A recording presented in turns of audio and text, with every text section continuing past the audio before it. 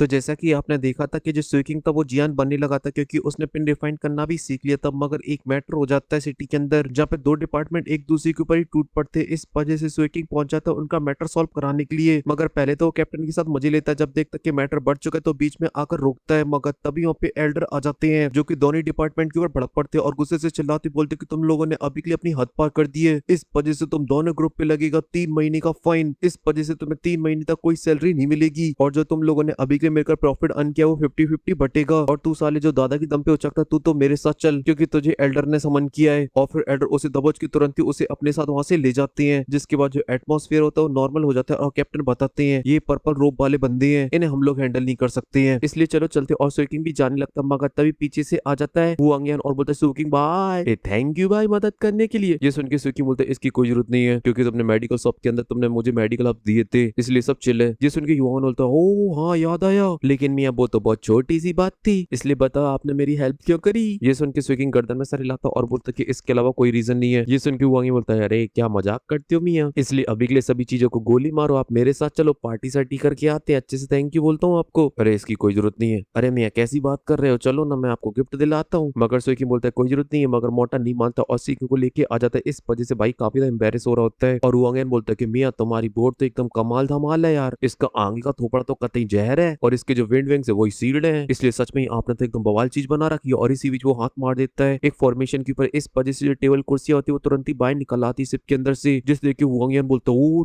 तेरी कतई जहर, अभी के लिए आपने अपनी बोर्ड के ऊपर तो कैडी सिस्टम बिठा रखा है और साथ ही जो मौसम वो भी काफी तंगड़ो हो रहा है, इसलिए यहाँ पे अगर देसी दारू आ जाए और फ्लेवर राइस आ जाए तो कतई कैड़ा मामला बैठ जाएगा। लेकिन अभी के लिए आप पीने की टेंशन मत लो, ये लो पकड़ो इसे। और यहाँ पे जो स्विकिंग होता है उस बोतल को पकड़ लेता है अपने आर्ट से और बोलता है मुझे अभी के लिए इस तरीके से लास्ट टाइम जिसने ट्रीट किया था वो मारा जा चुका है ऑलरेडी, और वो भी अभी के लिए उसी जगह बैठा था जहाँ पर तुम बैठे हो और मैंने उसको मार दिया। ये सुन के हुआंग बोलता है समझ गया मियां तुमने उसे आखिर क्यों मार डाला, शायद उसने आपको देसी दारू गंदी वाली पिला दी थी, मगर तुम जाके बिल्कुल टेंशन ना लो एकदम कड़क माल है। ये सुन के स्विकिंग हैरान हो जाता और वो बोलता है क्या मियां तुम अभी के लिए रूखी रूखी दारू चढ़ाते हो क्या, थोड़ा चखना वखना होता तब मजा आवे, बढ़िया मसाले वाला चिकन ऑयल में फ्राई करा हुआ। ये सुन के स्विकिंग भड़क जाता और इसकी बोतल को फोड़ देता और बोलता कि तू अभी के लिए फालतू बोल रहा है। ये सुन के हुआंग बोलता है अरे कोई दिक्कत वाली बात नहीं है मियां, मैं समझ गया आपको अभी के लिए बनाना नहीं आता है, मगर मुझे तुम्हारे ऊपर पूरा विश्वास है कि आप सीख जाओगे। ये सब सुनने के बाद जो स्विकिंग होता है काफी तो गुस्से में आ जाता है और फिर हमें नेक्स्ट डे का सीन देखने को मिलता है जब स्विकिंग मार्केट के अंदर घूम रहा होता है, तभी वहाँ पे हुआंग आ जाता है और बोलता भाई चलेगा क्या देसी दारू चढ़ाते हैं, मगर जो स्विकिंग होता है पतली गली से वहां से निकल लेता है। और फिर नेक्स्ट डे जो स्विकिंग होता है अपनी जॉब पे मार को टाइप कर रहा होता है तभी मोटा वहाँ पे पहुंच जाता है, अबे तूने अभी के लिए मुझे कैसे ढूंढ लिया, मगर हुआंग बोलता है मियां चलना देसी दारू चढ़ाते हैं। और ऐसे ही वो स्विकिंग के पीछे पड़ जाता, जहाँ पर भी स्विकिंग जाता था उसके पीछे पीछे पहुंच जाता था और उसे हमेशा ऑफर करता था चल देसी दारू चढ़ाते हैं, और उसने फुल स्विकिंग की नाक में दम कर रखा होता। स्विकिंग कितना ही मना कर दे मगर वो पीछा नहीं छोड़ता स्विकिंग का। इसी वजह से जब वो सिप पे आता तो स्विकिंग उसे जमीन पे गिरा देता, मगर मोटा फिर भी फ्रैंक होते हुए बोलता है अरे मियां अभी के लिए कोई दिक्कत वाली बात नहीं है, अगर आपको खाना बनाना नहीं आता है अपन लोग वैसे ही चढ़ा लेंगे। जिस उनको जो स्विकिंग होता पूरी तरीके से क्लास जाता और बोलते अबे साढ़े तेरी तो, और फिर किचन में जाती कर अपना जादू दिखाता है मास्टर साहब वाला और कुछ ही देर में टेबल के सामने एक से बढ़िया डिशों को बना के रख देता है, जिसे देख के मोटा हैरान रहता है और बोलता मियां तुम तो काफी जहर आदमी निकले, लेकिन अभी के लिए टेस्ट करके बताता हूँ कैसा बना सिस्टम। और फिर तुरंत ही चॉपस्टिक को लेता है और एक बाइट को खाता है और फिर आड़े टेढ़े मुंह बनाने लगता है। इस वजह से जो स्विकिंग होता है काफी गुस्से में आ जाता है, मगर तभी हुआंग बोलता है भाई मुझ काट दी कतई जहर बना दिया आपने, बहुत टेस्टी है, इसलिए मियां ये लो देसी दारू आज चढ़ाई लो इसे, क्योंकि आप इसे हल्की पूरी समझ रहे तो ऐसा थोड़ी ना है, अंडे वाली दारू है एकदम जहर माल है। ये सब सुनने के बाद जो स्विकिंग होता थोड़ी देर सोचता और फिर अंडे को फोड़ता और तुरंत ही चढ़ा जाता है और इसके जो एक्सप्रेशन होते एकदम से चेंज हो जाते हैं। मोटा बताता है ये दारू केवल भंडी नहीं करती बल्कि ये कल्टीवेशन में भी हेल्प करती है, इसलिए जो मेरी अंडे वाली दारू है एक नंबर माल है, इसलिए एक और बार चढ़ा लेते हैं दोनों भाई। और फिर क्या दोनों के बीच भाईचारा चालू, और साथ ही स्विकिंग ने जो खाना बनाया था धीरे देर के वही साफ कट जाते हैं और फिर कुछ देर बाद हमें देखने को मिलता है जहाँ पे दोनों अभी के लिए फुल टल्ली हो चुकी होती है। इसलिए हुआंग बोलता मियां आपको कोई पसंद वसंद है क्या, आप किसी के लिए फील वगैरह करते हो। ये सुन के जो स्विकिंग होता तुरंत ही नाम ऐसा हिला देता है। ये सुन के हुआंग बोलता मगर मियां मुझको एक इंसान पसंद है जो कि मेरी सीनियर सिस्टर है और मैं हमेशा उनके लिए काफी सारी चीजों को भेजता रहता हूँ, मगर आज तक रिप्लाई नहीं आया, मगर आज अपन दोनों ने देसी दारू चढ़ाई तो फाइनली उनका आज मेरे पास पहली बार रिप्लाई आया, दिल खुश हो गया मेरा तो। मगर आज स्विकिंग की ज्यादा हो चुकी होती है, इस वजह से वो उल्टी करने लगता है। ये देख के हुआंग बोलता है अरे स्विकिंग भाई आपकी तो बड़ी कम लिमिट है यार, आपको तो दहपुला इतने में हो गया। मगर स्विकिंग बोलता है अरे भाई यार इन सभी को गोली मारो, आपको बधाई हो पहले पहले तो। ये सुन के वोंगियन बोलता है थैंक यू भाई, और जब भी अब नेक्स्ट टाइम मेरी सीनियर सिस्टर आएंगी तो मैं आपसे जरूर मिलाऊंगा उनको। और ऐसी वो रात और वहीं पर डले रहते हैं। ऑफिस में होती जो स्वीकिंग होता है, वोंगियन उसे लेके एक शॉप के ऊपर आ जाता है और बोलता है कि 7 पिक के अंदर मुझे अगर मटेरियलों को बेचना है तो फिर मैं इसी शॉप के ऊपर आता हूँ, क्योंकि यहाँ पे मुझे काफी अच्छे रिवॉर्ड मिलते हैं। और फिर काउंटर के पास पहुंच जाता और बोलते कि जल्दी से बेचो, तुम्हें जो भी बेचना है, चल के हमें महफिल भी तो सजानी और देसी दारू चढ़ानी है। और यहाँ पे स्वीकिंग शॉपकीपर से बोलता है कि मुझे ये मटेरियल बेचने, और पोटली के अंदर से काफी सारे निकाल लेता है, जिसे शॉपकीपर एक बार ध्यान से देखता और बोलते कि भाई मैं अभी के लिए इन आइटमों को खरीदने की हिम्मत नहीं कर सकता हूँ, क्योंकि कुछ ही दिन पहले 6 पीक के अंदर रिपोर्ट किया गया कि बिजराल सेक्ट के अंदर चोरी हुई है, और अभी के लिए जो आपकी आइटम वो लिस्ट के अकॉर्डिंग एकदम सेम है। ये सुन के वोंगियन बढ़ा जाता और बोलता क्या बोल रहा है फालतू का। लेकिन वहीं पे ये सब सुन के स्वीकिंग हैरान हो जाता और बोलते कि बिजराल सेक्ट यहाँ तक पहुंच गया, लगता है शायद उस सेंसर की अभी के लिए 6 पीक के अंदर कॉन्ट्रैक्ट है, क्योंकि ये जो बंदा है मुझे लगता है कि 6 पीक का कोई एल्डर है और ये अभी के लिए हेल्प कर रहा है उस बिजराल सेक्ट के एंसेस्टर की। इस वजह से मुझे क्या अभी के लिए यहाँ पे एक्शन लेना चाहिए, या फिर यहाँ से चले जाना चाहिए, या फिर और फार्मिंग करनी चाहिए। लेकिन तभी बंदा बोलता है कि अभी के लिए जो सभी आइटम हो तो मेरी दुकान पे सेल करने के लिए आए हो, जो कि काफी ज्यादा रेयर है। इस वजह से अभी के लिए एक बात तो कंफर्म हो गई है, इसलिए छोटे भाई अभी के लिए तुम्हारे लिए अच्छा रहेगा कि तुम अभी के लिए अपने गुनाह को कबूल कर लो। लेकिन तभी सडनली वोंगियन बढ़ा जाता और बोलता साढ़े की बोल रहा है, अभी के लिए जो सभी आइटम हो मैंने अपने भाई को खुद गिफ्ट करे हैं, इसका अभी के लिए क्या मतलब है कि मैंने चोरी की है। ये सब सुन के शॉपकीपर बोलता है ओहो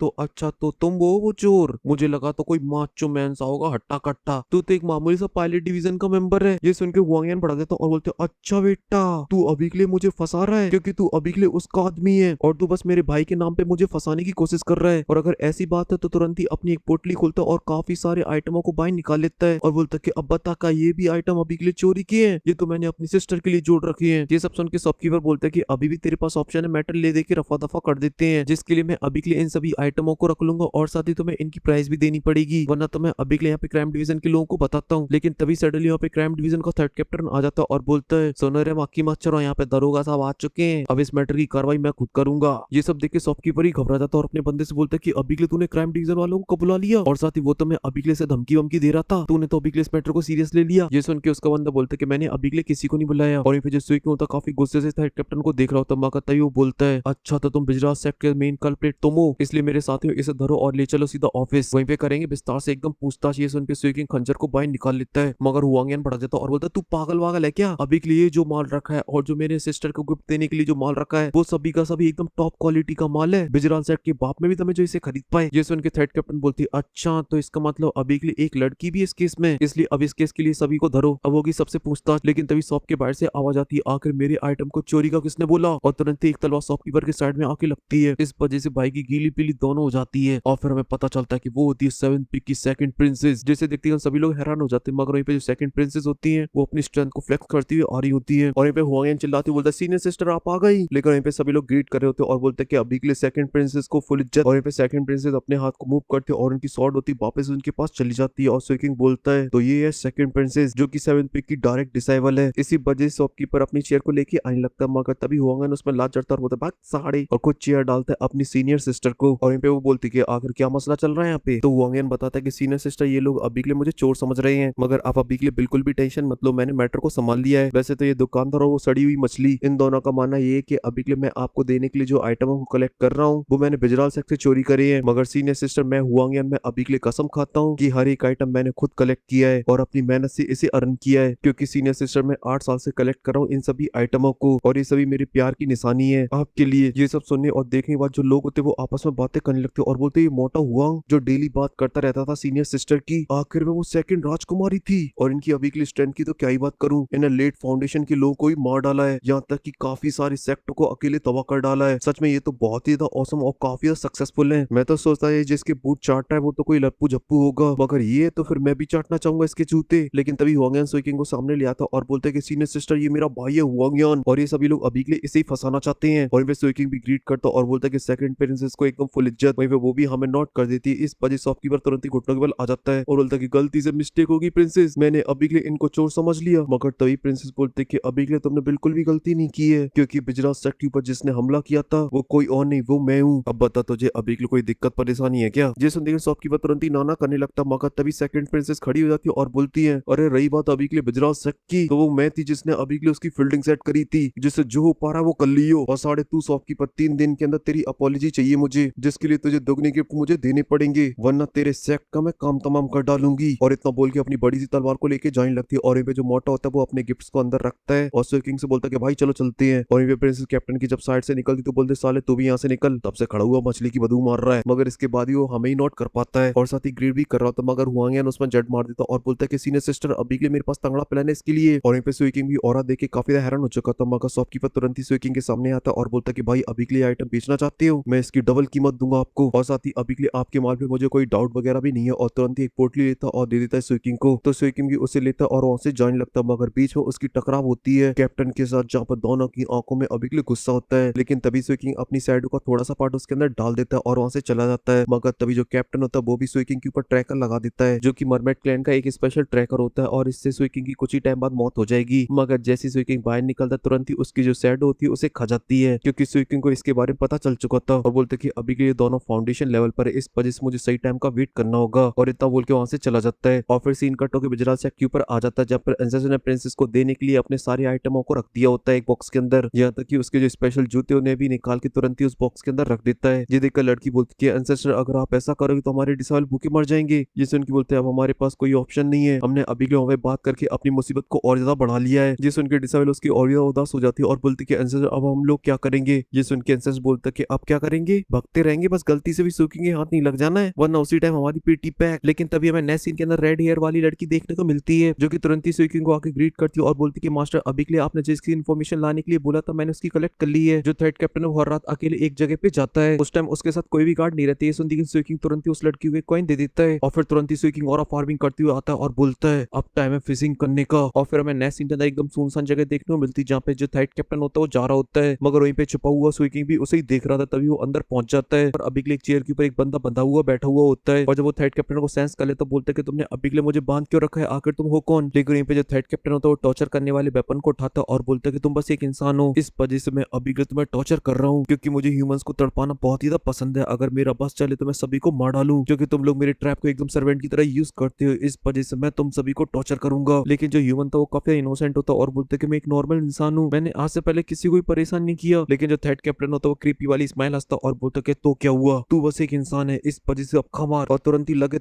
तेरी उसमें बजाने लगता है। और इसी वजह से जो नॉर्मल इंसान होता है वो मारा जाता है और वो पूरी तरीके से पागल हो जाता है, एकदम साइको माफिक हंसने लगता है और साथ ही बोलता है कि सुई किंग अगली बारी अब तेरी है। और उसके इतना बोल दिखा तुरंत ही सुई किंग उसके पीछे आ जाता है और उसे भी सेंस हो जाता है, इस वजह से अपनी गर्दन को पीछे करता है। लेकिन तभी सुई किंग एक पावरफुल पंच उसके सीधे थोड़े में जड़ देता है और इसी वजह से वो अपनी जगह से उड़ा हुआ जाता है और सीधा एक दीवार के अंदर घुस जाता है। और सुई किंग अपने हाथ को साफ करती बोलते कि तेरा ब्लड एक नंबर का घटिया है। और थर्ड कैप्टन खड़ा होता है जहाँ पर उसकी नाक फूट चुकी थी, इस वजह से नदी बह रही थी, इस वजह से बौखला जाता है और बोलता है सुई किंग, और तुरंत ही हमला करने के लिए जाने लगता है। वहीं पे सुई किंग भी उसके ऊपर हमला कर देता है, जहाँ पर वो अपनी बॉल सबसे पहले उसके ऊपर फेंकता है। लेकिन वहीं पे वो चिल्लाने में लगा था कि आखिर तेरी अकेले आने की हिम्मत कैसे हो गई, लगता है तू अभी के लिए मौत मांग रहा है, मगर तू चिंता मत कर, मैं आज इसे पूरा कर दूंगा। और इतना बोल दिखा उन दोनों के बीच में लगे तेरी चालू हो जाती, मगर तभी सुई किंग को मौका मिलता है और उसके हाथ को पकड़ता है और गोल गोल घुमा देता है, इस वजह से उसका बैलेंस बिगड़ जाता है और सुई किंग उसमें एक एक जड़ देता है और वो पीछे खिसके वो चला जाता है। लेकिन तभी थर्ड कैप्टन तुरंत ही ओशन स्क्रप्चर का यूज करके सुई किंग के ऊपर हमला करने लगता है, इसलिए वो सबसे पहले अपने आप को बचाता और फिर तुरंत ही एक छत को लेता और उसके ऊपर फेंक देता है और फिर तुरंत ही अपने खंजर के अंदर पॉइजन को निकालता और सीधा हमला कर देता है। और पे थर्ड कैप्टन जैसे ही उस शील्ड को तोड़ता तुरंत ही सुई किंग उसके ऊपर हमला कर देता है, जहां पर उसका अटैक उसके हाथ को चीरती हुई सीधा उसकी छाती के आर पार निकल जाता है और सुई किंग को लगने लगता है ये जो फाइट है अब उसकी साइड आ चुकी है, मेरे ट्रैप के लोगों को पॉइजन से कोई फर्क नहीं पड़ता। लेकिन उसके मुंह से जैसे ही वर्ड बाहर निकलते तभी अचानक से उसकी हालत खराब होने लगती है और वो तुरंत ही घुटनों में आ जाता और खून की उल्टियां करने लगता और होता है ये पॉसिबल कैसे हो सकता है, आखिर ये किस तरीके का पॉइजन है। वहीं पे सुई किंग अपने पॉइजन को दिखाते बोलता कि तेरे लिए बनाया गया स्पेशल, इस वजह से तू नहीं बच सकता। ये सुन के थर्ड कैप्टन पकड़ा जाता और बोलते कि अगर मैं मरूंगा तो फिर मैं तुझे भी ले डूबूंगा, और तुरंत ही अपनी पावर को रिलीज कर देता है। इस वजह से काफी सारा पानी सुई किंग को चारों तरफ से घेर लेता और वहाँ पे काफी बड़ी बड़ी वेव क्रिएट होने लगती है और उनके बीच में अभी के लिए सुई किंग होता है। लेकिन तभी थर्ड कैप्टन अपने आर्ट को मॉडिफाई करता है, जिस वजह से काफी सारे क्रिएचर सुई किंग के ऊपर हमला कर देते हैं। और ये सब देखे थर्ड कैप्टन बोलता है कि अभी के लिए मेरे पास इतनी तो ताकत है कि मैं तुझे मार सकता हूँ, लेकिन अभी के लिए सुई किंग को कोई फर्क नहीं पड़ता क्योंकि वो परफॉर्म करने लगता है अपनी ओशियन स्क्रप्चर को, और साथ ही उसकी भी सीधी एकदम फाइनल फॉर्म और वो होती है सी ड्रैगन वेल, जो कि देखने में काफी ज्यादा खतरनाक होती है। इस वजह से जब वो दोनों अटैक आपस में टकराते हैं तो दोनों ही नष्ट हो जाते हैं। इसे देख के कैप्टन पूरी तरीके से हैरान हो जाता है और बोलता है सी ड्रैगन वेल कैसे, इसलिए वो तुरंत ही अपने टोकन को बाहर निकालता और मैसेज करने वाला होता है, मगर तभी जो सुई किंग होता है उसके ऊपर अपने नेस्ट आर्ट से हमला कर देता है, जो कि अभी के लिए उसकी ब्लैक शैडो होती है जो कि उसे चारों तरफ से पकड़ लेती नीचे से। और पे जो कैप्टन होता है उसे देख के हैरान हो जाता है और बोलता है ये किस तरीके का क्रिएचर है, मगर वो इससे ज्यादा कुछ पूछ पाता उससे पहले सुई किंग लाता अपने खंजर को और सीधा उसकी गर्दन में घुसेड़ देता है और साथ ही कुछ टाइम बाद उसकी गर्दन को बीच में से चीर डालता है, बदमाशी ऑन पीक। लेकिन पे कैप्टन अभी भी जिंदा होता है और बोलता है कि मैं ऐसे नहीं मर सकता हूँ। मगर तभी जो स्विकिंग होता है अपने आर्ट का यूज करता है और उसे उठा लेता है, मगर इसके बाद तुरंत ही अपनी पावर का यूज करता है और उसकी धज्जियां उड़ा देता है, जिस वजह से उसके चिथड़े चिथड़े हो जाते हैं और उसके खून की कुछ बूंदें जाके स्विकिंग के हाथ पे भी गिर जाती है। इस वजह से बोलता है साड़े ने आखिर मेरे कपड़ों को खराब कर दिया, और तुरंत ही जाता और उसकी पोटली को उठा लेता है और उसका जो टोकन होता है तुरंत ही उसके ऊपर पैर रखता और उसे तोड़ डालता है और तुरंत ही वहां से निकल जाता। मगर जैसे ही वो निकला था तभी वहां पे आ जाती है मरमेड प्रिंसेस, जो कि सामने वाले नजारों को देखे काफी गुस्से में आ जाती है और चिल्लाती बोलती है, तुम सभी ने अभी के लिए हाइनेस को यहाँ पे अकेला क्यों छोड़ा, आखिर तुम अभी के लिए उन्हें फॉलो क्यों नहीं कर रहे थे। ये सुनकर जो गार्ड होते तुरंत ही घुटने के बल बैठ जाते और बोलते कि अभी के लिए इसमें हमारी कोई भी गलती नहीं है, प्रिंस डेली शाम को यहाँ पर आते थे और उन्होंने हमें फॉलो करने से मना किया था, अगर हम उन्हें फॉलो करते तो वो हमें पनिशमेंट देते, इस वजह से हम लोग अपने रूल्स को फॉलो कर रहे थे। ये सुन के प्रिंसेस बोलती कि अभी के लिए जिसने भी प्रिंस को मारा हम लोग उसे किसी भी कीमत पे ढूंढ के रहेंगे, क्योंकि जब भी कोई मरमेड कैन के लोगों को मारता है तो उसकी बॉडी से हमारा ऑरा आने लगता है, इसलिए जल्दी जाओ और पूरी 7P को सीज कर दो, हमें 15 दिन के अंदर उसे ढूंढना होगा किसी भी कीमत पर। लेकिन तभी वहाँ पे बड़ी प्रिंसेस भी पहुंच जाती और बोलती कि अभी के लिए हमारे प्रिंस को जिसने भी मारा है उसे हम लोग नहीं छोड़ेंगे, क्योंकि उसने अभी के लिए बटुआ अभी मार दिया है, इसलिए अब हमें उसे किसी भी कीमत पे ढूंढना होगा, इसलिए तुम सभी मुझे फॉलो करो। और फिर इसका जो पूरी टोली होती है सिटी के अंदर आ जाती है और 7P को सील करने लगती है, हर जगह तुरंत ही ऑर्डर को जारी करवा देते हैं, जहाँ पर अभी के लिए काफी सारे सैनिक अभी के लिए सब जगह फैल चुके होते हैं और पूरे पोर्ट सील कर दिए गए थे। ये सब देख के जो नॉर्मल पब्लिक होती है वो भी हैरान हो जाती है और बोलती है आखिर ये सब लोग करना क्या चाह रहे हैं। तभी दूसरा बताता कि इसके भाई को टपका दिया गया है और यहाँ पे ये सब स्विकिंग भी देख रहा होता है, इस वजह से बोलता है कि मुझे जल्दी से यहाँ से निकलना होगा और वहां से तुरंत ही रवाना हो जाता है पोर्ट की तरफ। लेकिन जब वो पोर्ट से बाहर जा रहा होता तभी जो गार्ड होते उसे रोक देते और बोलते कि अब एक लिए जो पोर्ट है वो बंद हो चुका है, इसलिए अब कोई बिना परमिशन के यहाँ से बाहर नहीं जा सकता है। ये सुन के स्विकिंग बोलते कि अभी के लिए तुम क्राइम डिवीजन के लोगों को भी रोकोगे काम करने से। ये सुन के बंदा बोलता कि अगर तुम्हें जाना है तो फिर परमिट दिखाओ और अगर तुम्हारे पास स्पेशल टोकन नहीं है तो फिर तुम नहीं जा सकते हो। और यहाँ पे जो प्रिंसेस होती है वो अभी के लिए उसी पोर्ट की तरफ आगे बढ़ रही होती है और यहाँ पे जो गार्ड वगैरह होते हैं तुरंत ही आके स्विकिंग को चारों तरफ से घेर लेते हैं। इसी वजह से अभी के लिए देखकर ऐसा लग रहा था कि हमारी स्विकिंग अभी के लिए रस्सियों के बीच में फंस चुकी है, अब तो उसकी गुद्दी लाल होगी, क्योंकि प्रिंसेस अभी के लिए काफी ज्यादा करीब आ चुकी होती है और अब जो माहौल होता है काफी ज्यादा इंटेंस हो चुका होता है। तभी जो प्रिंसेस होती है वो आके हाथ रख देती स्विकिंग जैसे बंदे के ऊपर, और ऐसा इसलिए क्योंकि वो बंदा स्विकिंग नहीं होता। ये देख के प्रिंसेस काफी गुस्से में आ जाती है और बोलती कि अभी के लिए और तो यहीं से सेंस हो रहा था मुझे। और यहाँ पे जो स्विकिंग होता है वो अपनी बोट को लेके वहां से फरार, और फिर हमें पता चलता कि स्विकिंग आखिर यहाँ तक कैसे पहुंचा, जहाँ पे स्विकिंग काफी ज्यादा गुस्से में आ जाता है। मगर तभी वहां पर आ जाता है रही ज्यादा क्लासमेट और बोलता कि अरे ये सब क्या चल रहा है, क्योंकि जो क्विंग पेंग होता है वो अभी के लिए इसी डिपार्टमेंट में काम करता था, इसलिए वो तुरंत ही अपने सीनियर के पास जाता और बोलता है कि स्विकिंग मेरा भाई है यार, बहुत बढ़िया रिलेशन है मेरे इसके साथ, और साथ ही साथ ये बहुत ही इनोसेंट बंदा है, इस वजह से किसी को नहीं मार सकता, इसलिए जाने दो इसे। और तुरंत ही माल पानी की पोटली उसके हाथों में धर देता है, इसलिए वो मान जाता और बोलता है कि चलो यहाँ से जाओ। और यहाँ पे जो क्विंग पेंग होता है वो भी स्विकिंग को वहां से जाने के लिए बोलता है, लेकिन स्विकिंग उसे सबसे पहले थैंक यू बोलता है और फिर सीन वापस आ जाता है उसकी बोट के ऊपर, जहाँ पे उसने अभी के लिए मस्त अपनी टेबल कुर्सी को बाहर निकाल लिया होता और जाकर उसके ऊपर बैठ जाता है और बोलता है कि इसने तो मेरी फिर से हेल्प कर दी है, और फिर अपने पास एक स्कॉल को बाहर निकालता और बोलता है कि अभी के लिए जो मेरी बोट है वो ऑलरेडी 7 लेवल तक पहुंच चुकी है, इसलिए मैं इसे अभी के लिए लेकर लेजेंड आइलैंड तो जा ही सकता हूँ, क्योंकि जंक्शन ने मुझे बताया था कि इनकी जो खाल है वो काफी स्ट्रांग होती है। लेकिन तभी स्विकिंग की नजर चली जाती थर्ड कैप्टन की पोटली के ऊपर, जहाँ पर उसके अंदर उसे एक बॉक्स मिलता है, जिसे देखकर स्विकिंग बोलता है कि ये बॉक्स तो मेरे पास भी सेम था जो मुझे पहले मिला था, और साथ ही उसके अंदर एक हाई लेवल का तिलिस्मान भी होता है। इस पर स्विकिंग बोलता है कि इसका यूज मैं बाद में करूंगा, लेकिन तभी उसे कुछ सेंस होता है, इस वजह से वो खड़ा हो जाता है, जहाँ पर अभी के लिए उसकी बोट के ऊपर काफी बड़े बड़े टेंटिकल आने लगते हैं, जो कि धीरे धीरे करके उसकी बोट को दबोचने लगते हैं। इस वजह से जो स्विकिंग होता है तुरंत ही अपने खंजर को बाहर निकाल लेता है, लेकिन तभी जो टेंटिकल होते हैं उसके ऊपर हमला कर देते, मगर स्विकिंग उन्हें तुरंत ही काट डालता है अपनी खंजर से। इसी वजह से दोनों के बीच में लड़ाई चालू हो जाता है और स्विकिंग बोलता है ये तो सीक्लाल प्लांट है जो कि स्पिरिचुअल एनर्जी को एब्जॉर्ब करता है, मगर इन्हें एलियन टेंट बिल्कुल ही पसंद नहीं है। इस वजह से स्विकिंग कुछ बॉलों को बाहर निकालता है और तुरंत ही अपनी पूरी बोट के ऊपर मार देता है, जिस वजह से धुआं धुआं हो जाता है और उस प्लांट को ये वाला फ्लेवर बिल्कुल ही पसंद नहीं आता है। इस वजह से वहां से 9 वगैरह हो जाता है वो। लेकिन तभी हमें 9th लेवल की सिर्फ देखने को मिलती है, लेकिन तभी प्लांट के जो टेंटिकल होते हैं उस बोट के ऊपर हमला कर देते हैं, जिस वजह से बोट को चारों तरफ से घेर लिया जाता है और उसके बाद 2 बंदा बंदी होते हैं। जोंगेंग होता है जो कि एकदम लप्पू जैसा होता है, मगर उसके साथ जो लड़की होती है एकदम खतरनाक होती है जो कि काटा पैड़ी हाल चालू कर देती है। लेकिन उसके बाद उन दोनों के बीच में लड़ाई हो जाती है और बोलते कि तुम्हारी वजह से हम लोग अभी के लिए इसके बीच में फंस गए, क्योंकि तुमने डिसाइड किया था कि हम लोग इस रूट से जाएंगे। तभी जोंगहोंग बोलता कि अरे मैंने थोड़ी ना डिसाइड किया था, आंटी ने बोला था कि यहाँ से जाओ, इस वजह से मैं जा रहा था। मगर सीनियर सिस्टर आप अभी के लिए बिल्कुल भी टेंशन मत लो, हमारी बोट लेवल 9 की है, इस वजह से प्लांट के अटैक को बहुत ही आसानी से सर्वाइव कर सकती है। और साथ ही साथ मैंने अभी के लिए ग्रैंडपा को भी मैसेज कर दिया, इस वजह से वो बहुत ही जल्दी हमारे लिए मदद को भेजते होंगे। लेकिन इसी बीच उस जगह से निकलती स्विकिंग की बोट जिसके ऊपर अभी के लिए कोई भी प्लांट हमला नहीं कर रहा होता है, और ये सब वो जब दोनों ही देखते तो हैरान हो जाते हैं। और साथ ही जो जोंग है वो तो तुरंत ही पहचान जाता और बोलता है ये तो वही सुंदर सा लड़का है जिसने उस गैंडी की हेल्प की थी। लेकिन अभी के लिए मुझे एक बात समझ में नहीं आ रही, इसके ऊपर कोई हमला क्यों नहीं कर रहा है। लेकिन वहीं पे उसकी जो सीनियर सिस्टर होती है वो तो स्विकिंग के प्यार में पागल और बोलती है ये तो बहुत सुंदर है मिया, इसलिए वो तुरंत ही स्विकिंग की तरफ आगे बढ़ने लगती है। इस वजह से वो नमूना रोकने की कोशिश करता मगर उसे हटा देती है और बोलती है जूनियर भाई अभी के लिए मेरी हेल्प कर दो, क्या आप अभी के लिए हमें एडवाइस कर सकते कि हम लोग इस प्लांट की बिलों से कैसे बच सकते हैं, प्लीज मैं आपकी सीनियर हूँ ना। ये सब सुन के लप्पू को एकदम गुस्सा आ जाती है और बोलता है ओए साले इधर आ, जल्दी से हमारे रास्ते को साफ कर। लेकिन हमारा स्वीकिंग एकदम फुल बदमाश आदमी इस वजह से उस पर बिल्कुल भी ध्यान नहीं देता और वहां से निकल जाता है। ये सब देख के जो नमूना होता है भड़क जाता है और कहता है साढ़े तेरी इतनी मत, तू मेरे को इग्नोर कर रहा है, और तुरंत ही अपने ओशन आर्ट का यूज करता है और हमला कर देता है स्वीकिंग के ऊपर एक बड़ी सी तलवार से। मगर स्वीकिंग उसकी तरफ गुस्से से देखता है और तुरंत ही यूज करता है अपनी सी ड्रैगन बिल का। इस वजह से दोनों के अटैक आपस में टकराते हैं, जहाँ पे स्वीकिंग का अटैक बहुत ही आसानी से उसकी तलवार को नष्ट कर देता है और जो बिल होती है उनके सर के ऊपर से निकलती है, जिसे देख के छोरी एकदम फुल इम्प्रेस। और साथ ही जो नमूना था वो भी हैरान हो जाता और बोलते कि सच में यार ये तो कोई तगड़ा बंदा है, डेफिनेटली फाउंडेशन लेवल पर होगा और साथ ही 7 पीक का इनर डिसेबल होगा। लेकिन जो छोरी होती प्यार से बोलती कि अभी के लिए जो मेरा जूनियर है एकदम बेबली एंड है, इसलिए प्लीज अभी के लिए आप इसकी बातों को भूल जाइए। आप तो अभी के लिए मुझे ये बताइए कि आप अभी के लिए हमें इस मुसीबत से बाहर निकाल सकते हैं। ये सुन के जो स्वीकिंग होता है वो मान जाता और तुरंत ही आ जाता है बोर्ड के सामने और बोलता कि इसके लिए लगेंगे 20 स्पिरिचुअल स्टोन। लेकिन वो दोनों चुपचाप खड़े रहते, इस वजह से स्वीकिंग बोलता कि अब 100 लगेंगे, क्योंकि स्वीकिंग भाई रहते एकदम सख्ती से चोरियों के सामने ना पिघलते। और इसी बात के लिए वीडियो को लाइक करो।